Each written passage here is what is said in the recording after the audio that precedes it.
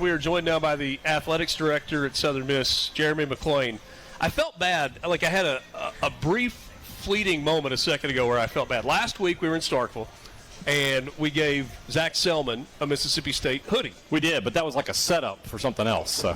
I didn't know about that. I was completely innocent, and it just worked out perfect. Yeah. Now I'm concerned. We went viral. The week before, I was thinking, well, we've got something for Jeremy. We gave something to Zach. We didn't give anything to Keith Carter, but then I remembered we offered him we did a powder blue Ole Miss hoodie. He already had one. He already had one. So that's okay. So we've got one of these for Jeremy McClain.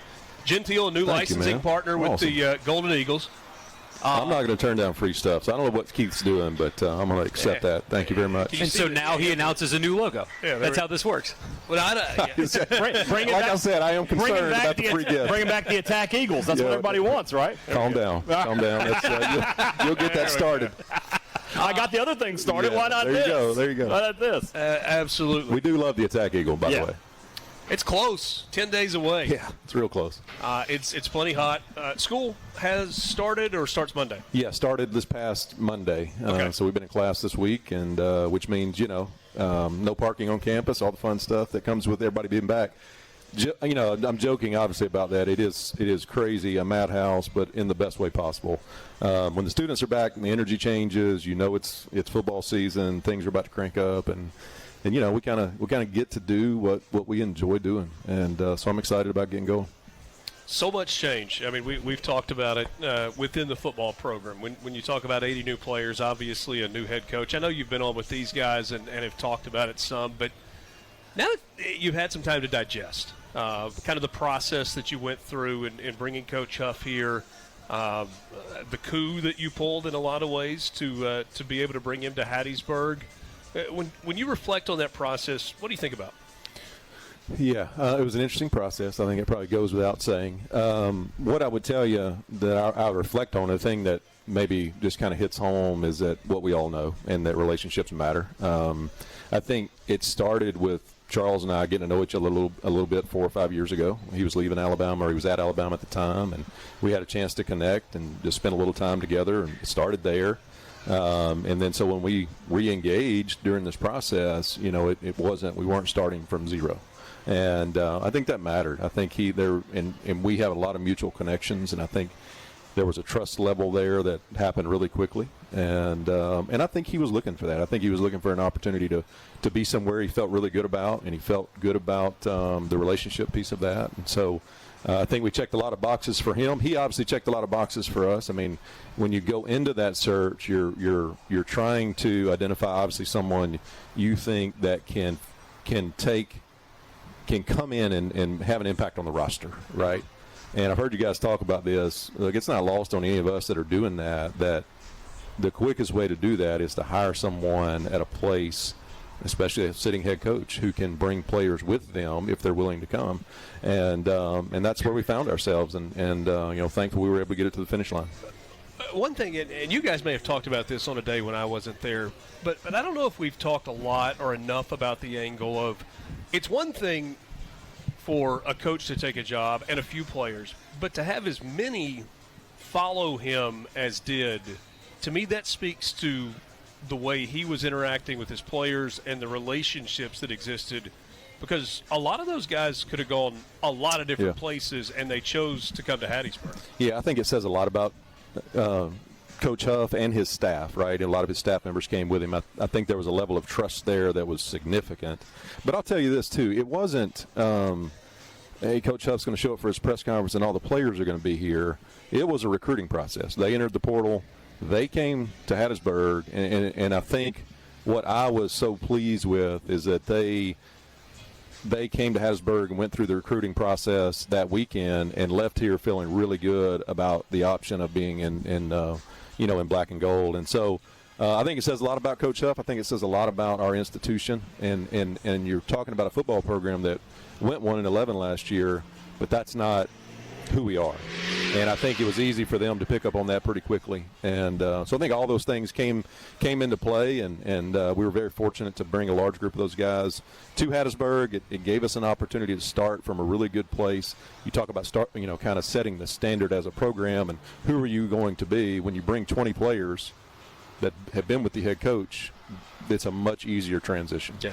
That's an interesting point. In the hiring process, if you've got two candidates that you really like, do you have to take that into account? Like, this guy could bring players and the other guy I'm not so sure about? I think you do. And we certainly had a lot of those conversations, even outside of Charles. I mean, there were other candidates that, you delicately asked the question, but you want to ask, hey, what's your plan to have immediate impact? And a lot of them will say, here's what I think, and here's the players I have great relationships that are looking for different opportunities. Of course, they're not going to start naming names. They're guys that are on current rosters. But I think coaches think that way now, and I think as athletic directors we have to think about, okay, if we're in a place where we haven't been successful, how do we affect the roster? And the way we affect the roster is by hiring someone who can bring talented players or has relationships, no matter whether it's a coordinator or whether it's a head coach. Do they feel like they can bring players that can have an immediate impact? And watching all of his press conferences go through this training camp and through spring, there's a line between arrogance and self-assurance, and he appears to be the most self-assured. I know this way works, but I'm not smarter than you. I know this process works. He's blowing me away so far. Has he been everything that you thought he would be? Yeah, and that was one of the things, Michael, that we thought. That's what I was really looking for was, hey, what is the plan, and do you feel confident you can execute the plan? And I don't think there's any more reassurance, of that than someone who's won a championship. And I think a lot of that really is driven by multiple experiences for him. But you're talking about a guy he's worked for Penn State, Tony Franklin there. He's worked at Alabama for Nick Saban. And so I think he takes a lot of that from Saban. And I think the plan part of that process really started there, and he's been able to kind of take that and make it his own, and implement that, if you will. And it worked at Marshall, so he knows now, and he will tell you. And this was part of our discussion. 4 years ago, he would have been a different hire than he was now because he's had that opportunity to grow and make mistakes as a head coach. Yeah. And, again, whether it's James Franklin at Penn State or Nick Saban at Alabama, he's learned a lot of things, but until you sit in that chair and have to execute those things, you really don't know. And he's had that opportunity for 4 years and done it successfully. Borky, to your point, he's not Kurt Cignetti in his delivery. Yeah. I mean, Kurt Cignetti obviously has a plan, and he's won, and they get to the playoff a year ago, but it's very in your face. There's a confidence without it being I think – you don't know, Google me. Yeah, right. I think there is a confidence that comes with that, as there should. I think he fully believes in what they're doing. I think he also knows that he is trying to flip an entire roster, right? And so there's a lot of confidence that comes with what he's done, but I think he knows there's a lot of work to do, and I think we all do. And a lot of that work has been happening over the last 9 months or so, and I feel like we're in a really good place. I think, if you were to said to me in December, hey, when you get to 10 days out, this is where you'll be and this is how you'll feel about it, then I would have 100% taken it, because I think we're in a great spot. And I don't know what that's going to look like.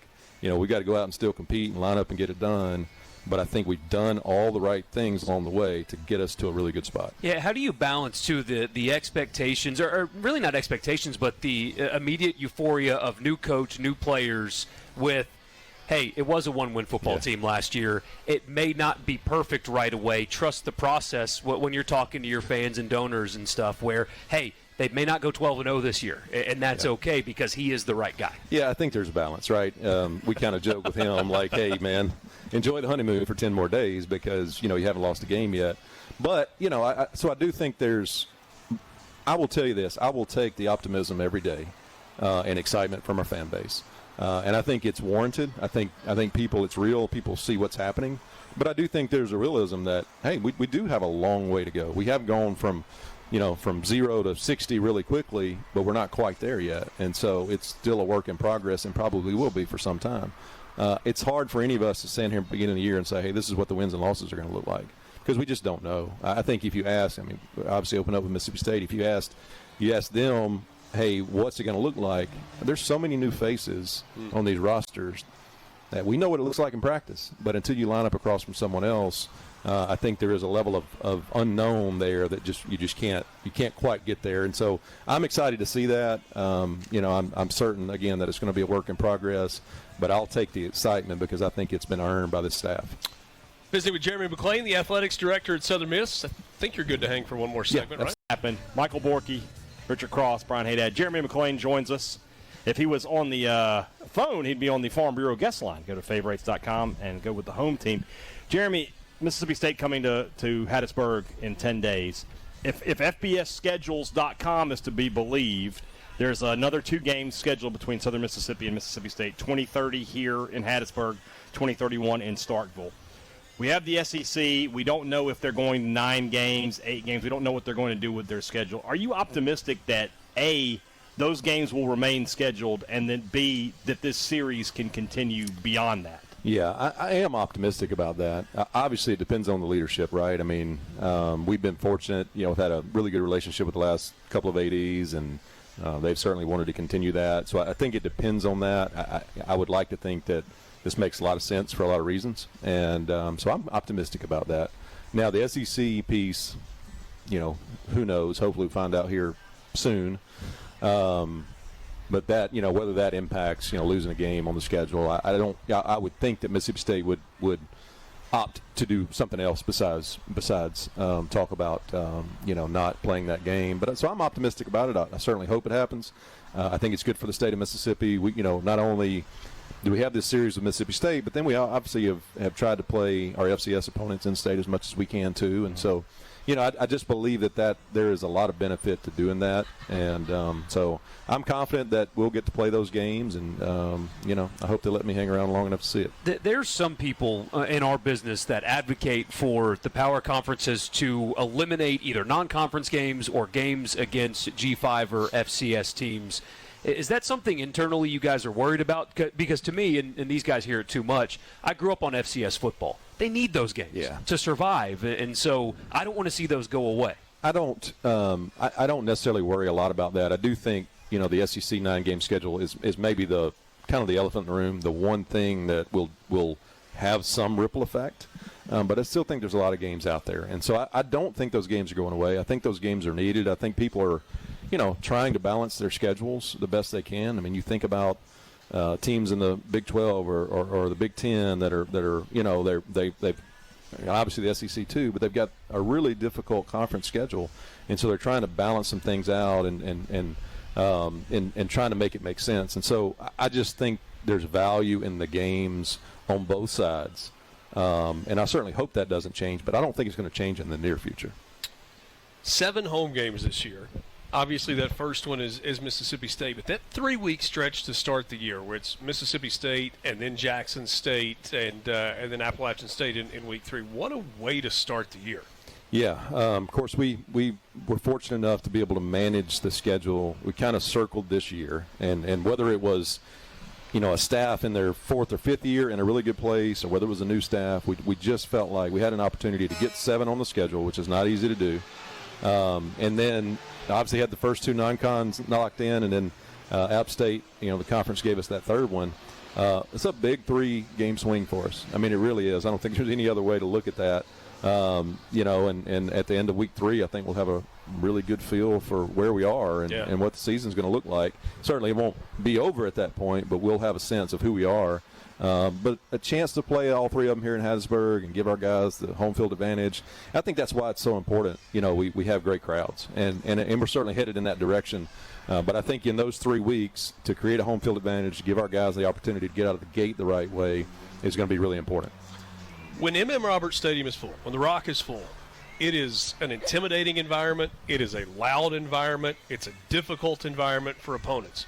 It's been a while since it's been full. Where are you in terms of ticket sales for game 1 / that kind of first 3-game stretch? We haven't. I'll talk about the first 2 games. We haven't quite gotten to game 3 outside of the season ticket piece, obviously. Sure. So the first 2 weeks, I really like where we're at. I will tell you this. I think the question for us is going to be, do we get to call those games a sellout, or are they going to be really good crowds? That's kind of the territory we're in right now. We've had a good push on season tickets. We're back well up over 10,000, which is kind of where we need to be. That needs to be our floor, but we had slipped below that with some limited success.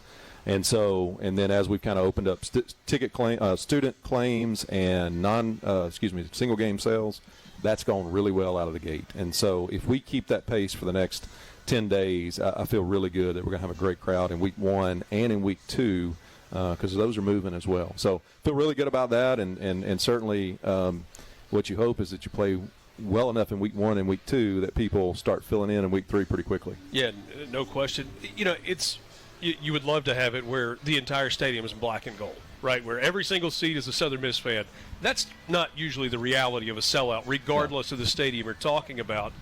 Isn't there something that's kind of cool, though, about what Jackson State's going to bring in week 2, what Mississippi State's going to bring in week 1, and kind of that collegiate atmosphere that makes it special? Well, it's the in-state piece too, right? That just adds a different layer to that.